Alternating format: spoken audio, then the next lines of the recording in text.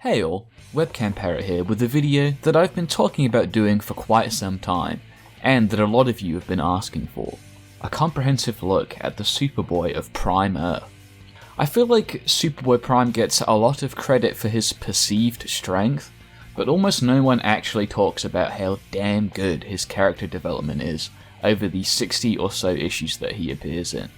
So for this video, I would like to focus more on that aspect of his history. I'll still be talking about his fights and things, of course, but I'll be focusing more on narrative stuff than I normally would. Superboy's story begins, as you might expect for many characters of this era, in DC Comics Presents issue 87 in 1985. He lived most of his life as an entirely normal human, as the son of Jerry and Naomi Kent, who would coincidentally name him Clark after Naomi's father, fully aware that they were giving him the exact same name as the comic book character Superman. On Superboy's Prime Earth, the stories of the heroes that we all know so well exist as comic book characters themselves. He would be teased pretty regularly for his name, but this would mostly just be overlooked as some good-natured ribbing, if a little irritating, in these early publications. It's the arrival of Halley's Comet along with the Earth 1 Superman that would kickstart Clark's powers. As you would expect from a Superboy of the time, he's eager to help Superman save the day. This would all change during the oncoming Crisis on Infinite Earths, however. Superboy signs up with the rest of the heroes of the multiverse to take on the Anti-Monitor for the sake of all their universes, and especially the dream life that Superboy expected to now live on his home of Earth Prime now that he had his powers. The Anti-Monitor would be defeated, but only one Earth would remain, New Earth, leaving Superboy, Earth 2 Superman, and Alexander Luthor without a home to call their own. Alexander would save the three of them and the Lois Lane of Earth 2, taking them to a world outside of worlds. Either thanks to Alexander Luthor's powers, or the nature of the realm itself, the memories of those present became physical, tangible things within this reality. To Superman and Lois, who have lived eventful and full lives, this is a paradise, but to the younger Superboy, pulled away from the beginning of his new life, and Alexander Luthor, only barely 3 weeks old, it becomes a strange kind of hell. In an attempt to break the monotony, Alexander had created a crystalline wall from which they could look backwards through time. And whilst Lois and Clark were reliving fond memories, Superboy would spend hours gazing into the wall, looking at the life he lost and the life that the new Earth Superboy, Connor Kent, was living in his place. Prime's hatred of Connor grew as he watched him give up on being Superboy, believing this to be a betrayal of what a hero should stand for. Things would stay this way for a time, until Alexander and Superboy saw the 90s within the crystalline wall. Knowing that it must be stopped, Superboy immediately starts beating on it.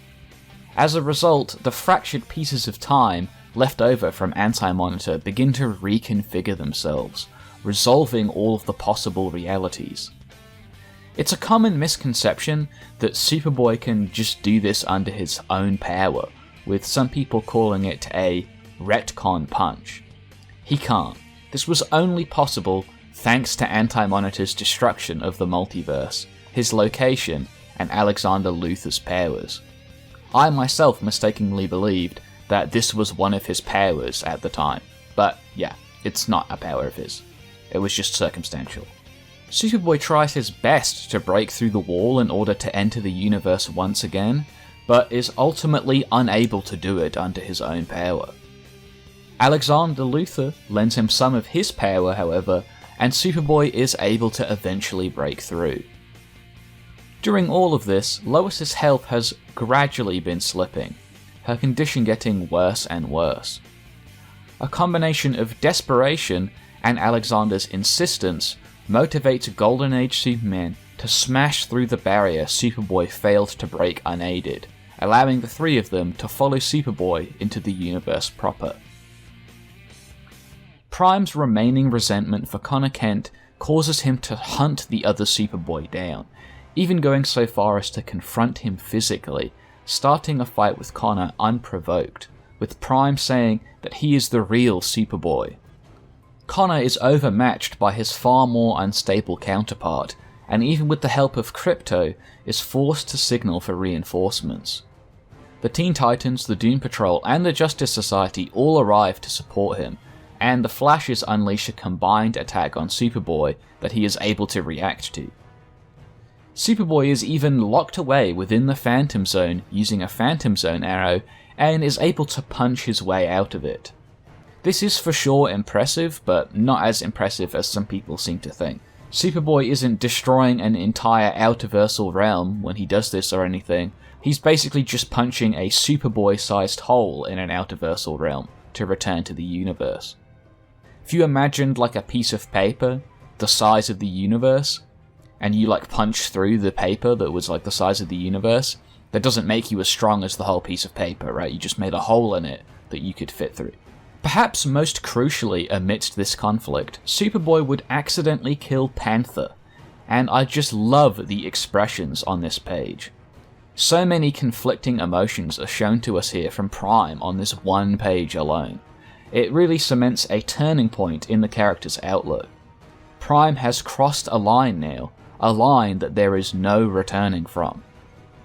He continues fighting this huge group of heroes, killing ever more of them, until finally the Flashes team up against him to throw him into the Speed Force, where he is taken and imprisoned for years under red sunlight. Superboy was able to escape eventually, however, returning to the universe only moments after he had left. It's never actually explained what happened to him or how he escaped during those years, or what even happened at all, which is kind of a recurring theme for Superboy Prime.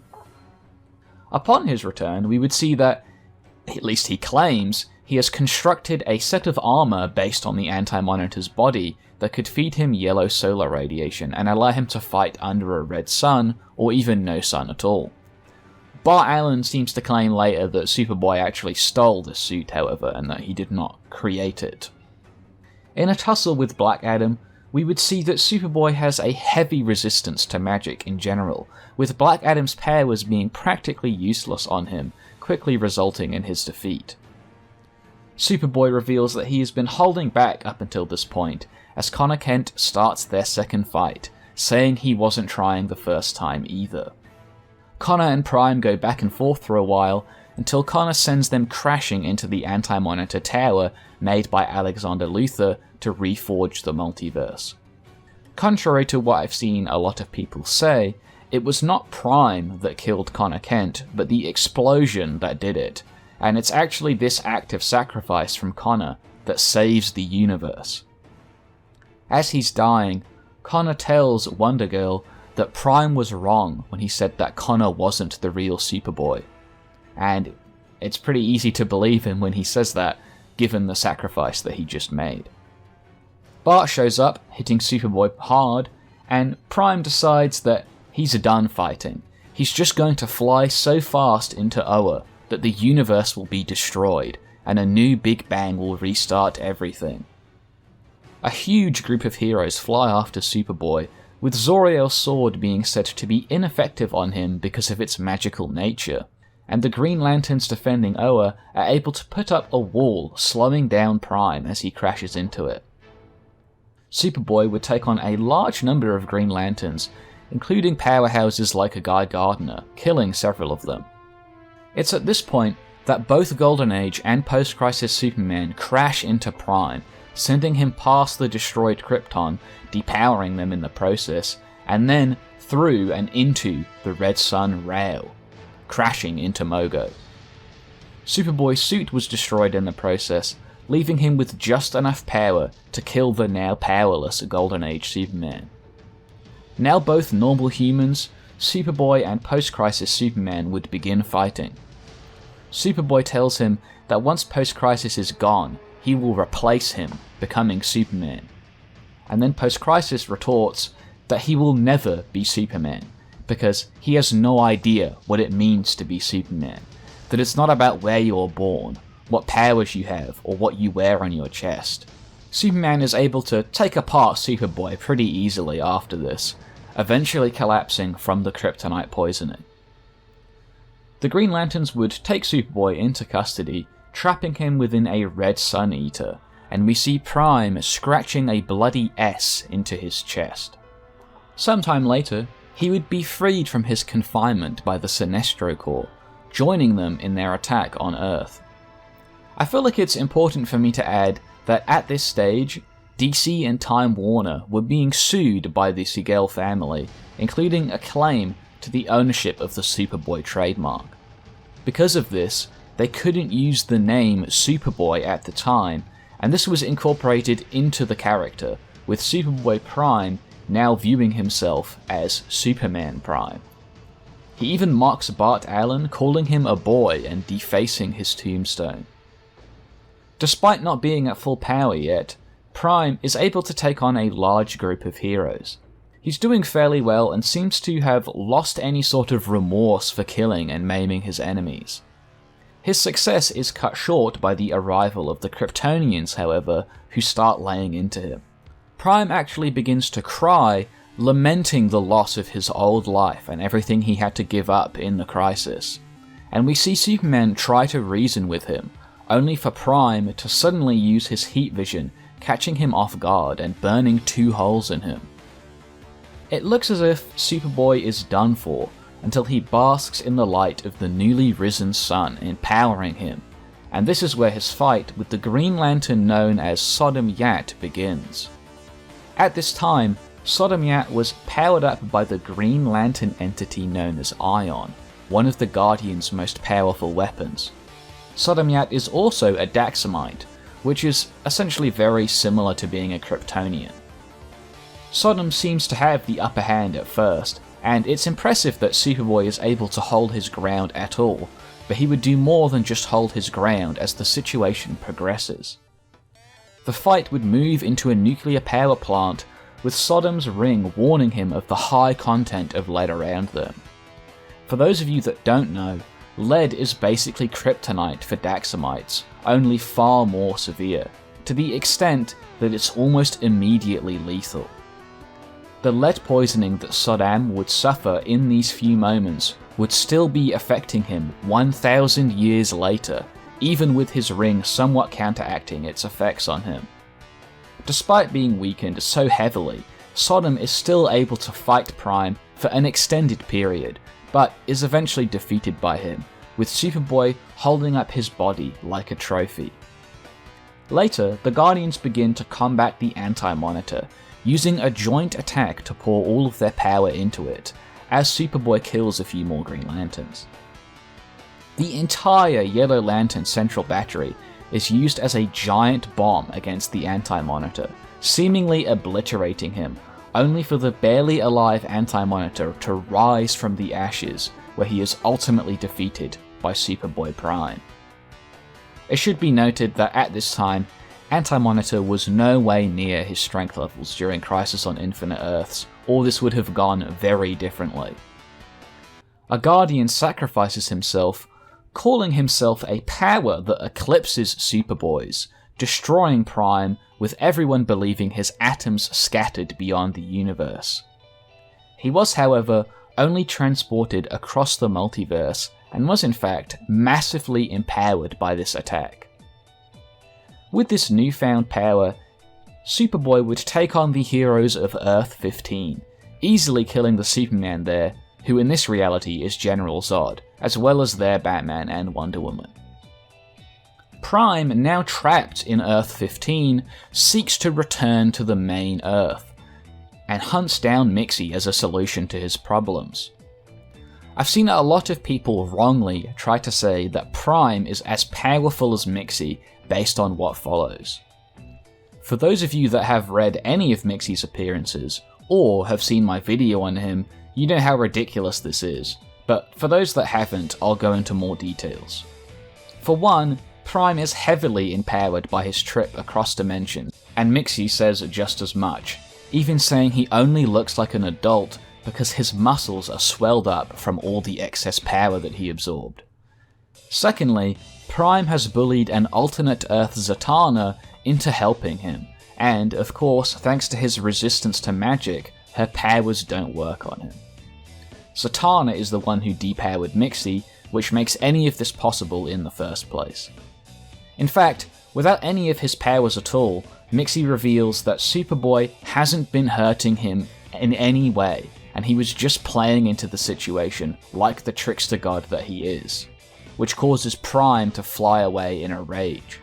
Mixie even directly says that he could easily deal with Prime once he had his powers back. From here, Prime somehow ends up in front of the Monitor Solomon, who manipulates Prime into fighting the incredibly powerful Monarch.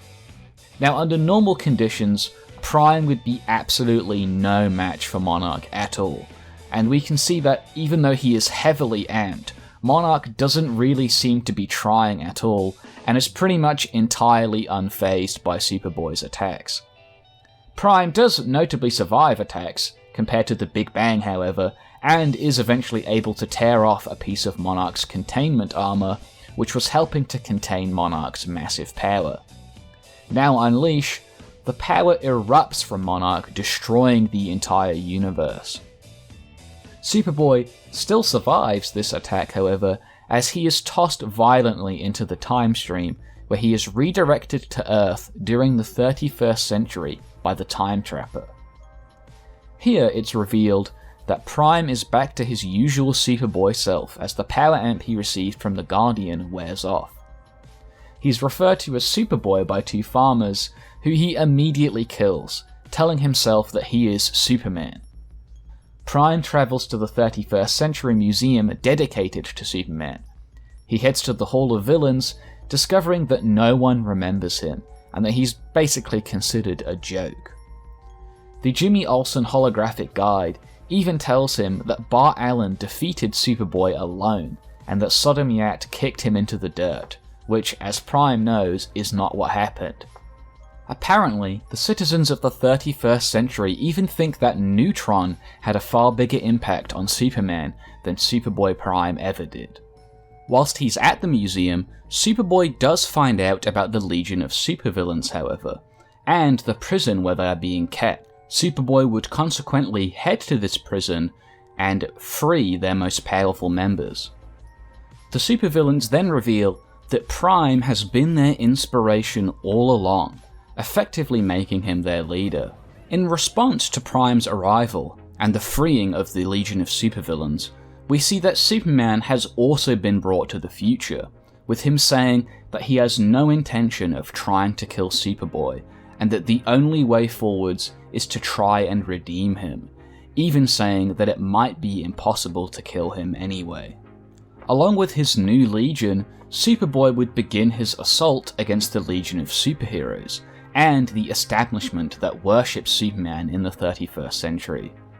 We would see him confront Ron Vidar, where he honestly did not seem to perform that well.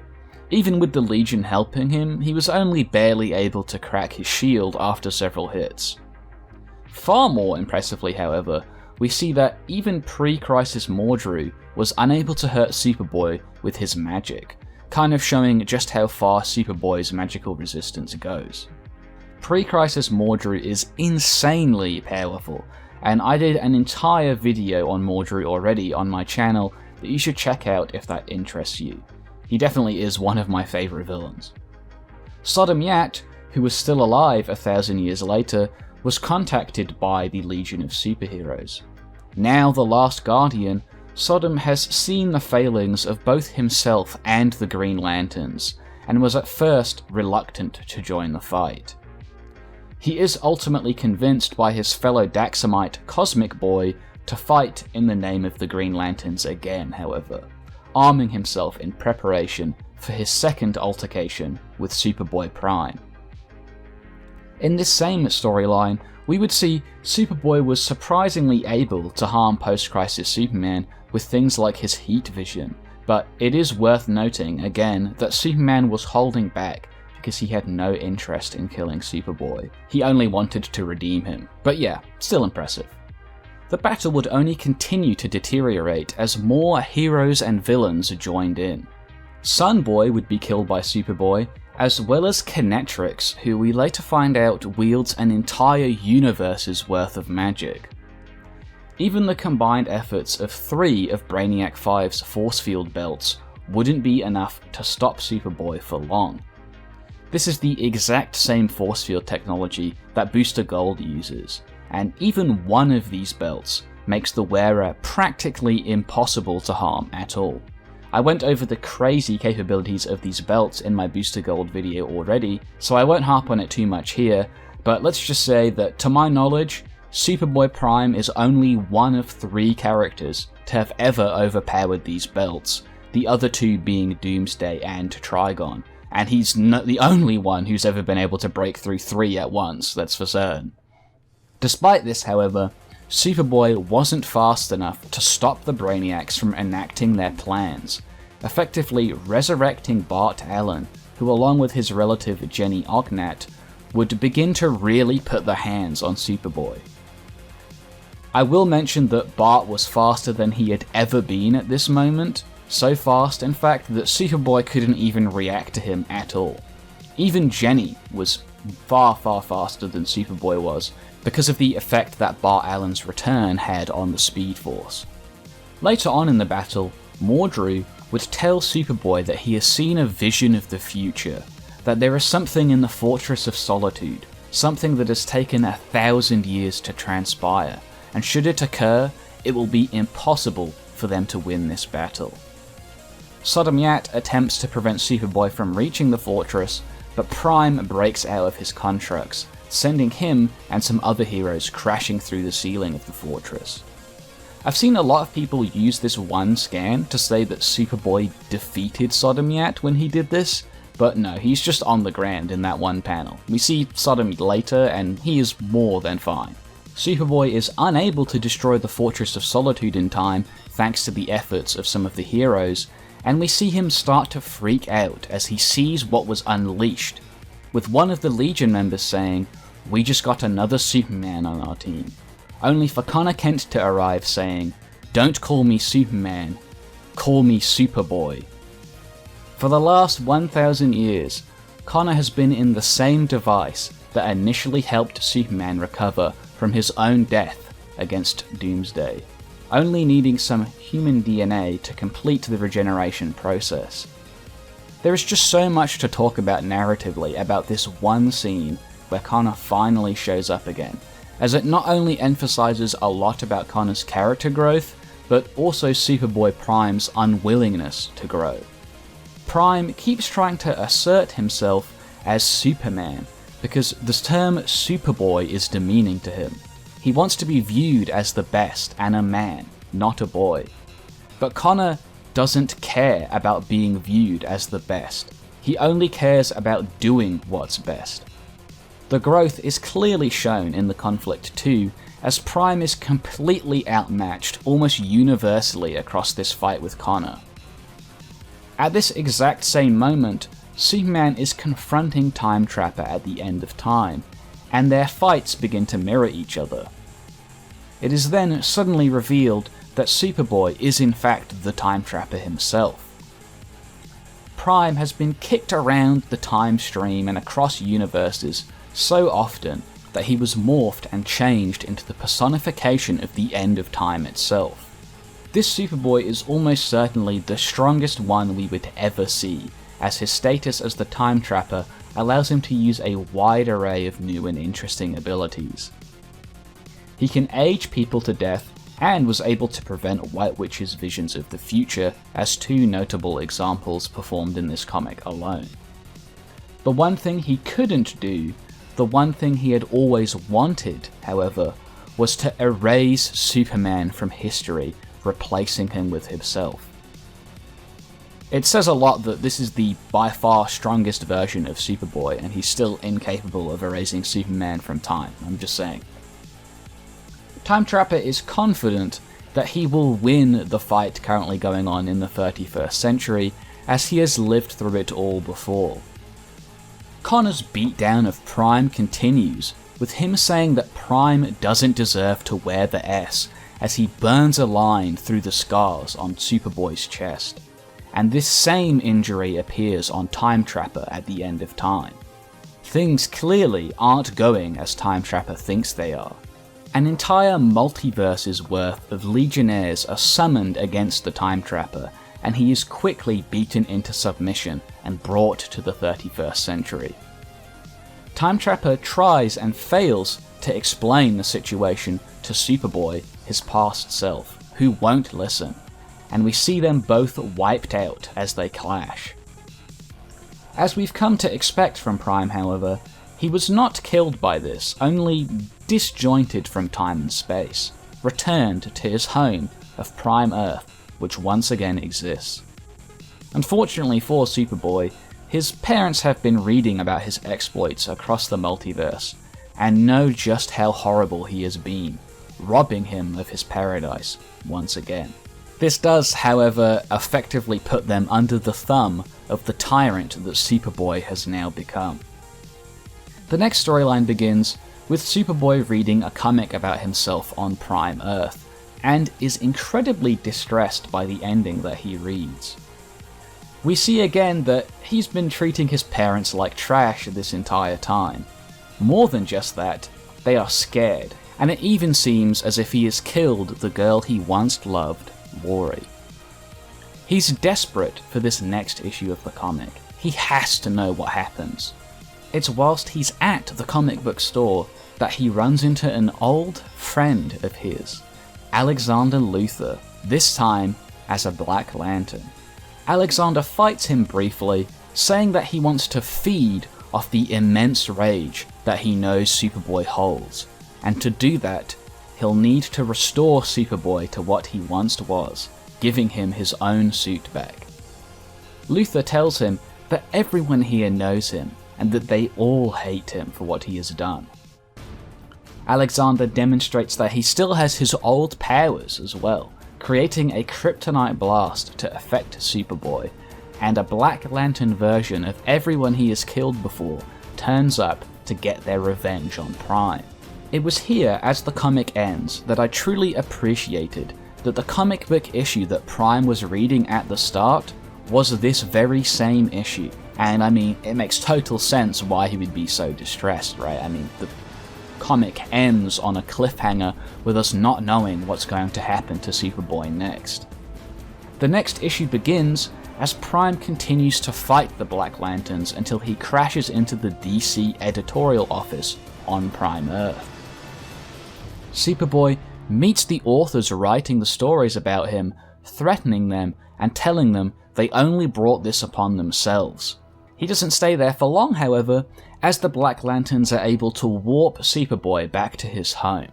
Prime tries his best to combat the Lanterns, but ultimately realizes that it's impossible for him to ever defeat them because of their natures as undead beings. So instead, he chooses to join them, taking one of the rings and putting it on. At first, it seems as though Prime is simply going to be killed by the ring, but then he starts to flicker through a vast array of emotions. And I just really love what they did in this comic, because so much is conveyed to us, the reader, about what Superboy is feeling on these next few pages, and what his life has been like from his own perspective. He has rage at the world and at himself for what he has become. He has the willpower to fight for the respect he thinks he deserves, compassion for Lori, the desire to be loved by all, the fear of the heroes he once looked up to, and hate for everything around him. But it's his love for Lori that ultimately prevails, destroying the Black Lanterns around him. It's not long after this that we see Lori herself arrive, resurrected by her own Black Lantern ring, this one flickering with hope.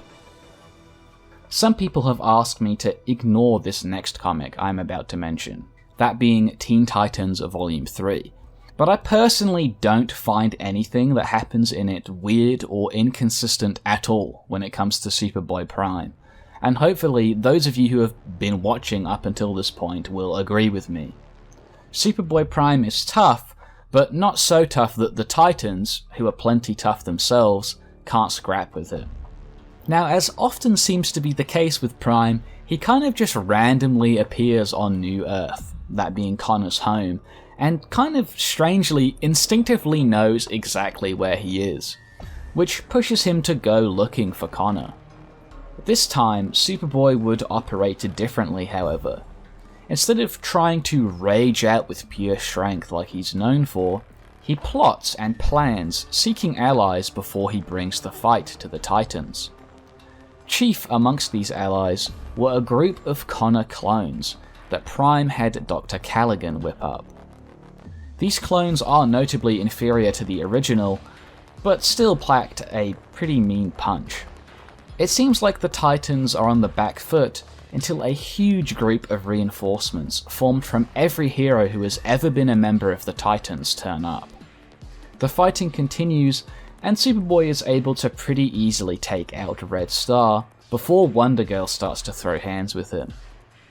It's revealed that Connor keeps a piece of kryptonite on hand just in case someone ever needed to deal with him in case he flipped out, and this kryptonite is used to take out the various Connor clones.